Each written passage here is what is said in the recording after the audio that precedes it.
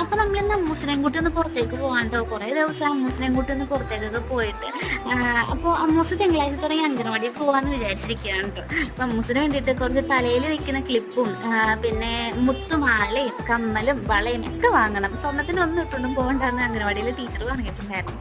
അപ്പൊ എനിക്കതൊക്കെ കണ്ടപ്പോൾ എല്ലാം പൊറുക്കിയെടുക്കണം എന്നുണ്ടായിരുന്നു കേട്ടോ. പിന്നെ ആവശ്യത്തിന് എടുക്കാൻ പാടുള്ളൂ, അതനുസരിച്ച് പൈസയും ഉണ്ട് കേട്ടോ. പണ്ടത്തെ പോലെ ഒന്നുമില്ല, 10 രൂപക്കൊക്കെ ഒന്നും കിട്ടാനേ ഇല്ല. പിന്നെ ഞങ്ങൾ കുറച്ച് വാങ്ങിച്ചു കഴിഞ്ഞപ്പോഴേക്കും ഭയങ്കര ചൂടായിരുന്നല്ലോ. തൊട്ടടുത്ത ബേക്കറിയിൽ തന്നെ കയറി ഞാനൊരു സർവത്ത് കുടിച്ചു. അപ്പൊ ചേട്ടായി അമ്മൂസിന് ഒരു ഐസ്ക്രീം കൊണ്ടുവന്ന് കൊടുത്തു. അമ്മൂസ് എവിടെ പോയാലും പുറത്തിറങ്ങി അമ്മൂസ് ഐസ്ക്രീം കഴിക്കുള്ളൂ കേട്ടോ. പിന്നെ ഞാൻ സർവത്ത് കുടിച്ചുകൊണ്ട് തന്നെ ചേട്ടായും പറഞ്ഞു എനിക്ക് സർവത്ത് മതിയെന്ന്. അങ്ങനെ ഞങ്ങൾ രണ്ടുപേരും കൂടി സർവത്ത് കുടിക്കുന്നതായിരുന്നു.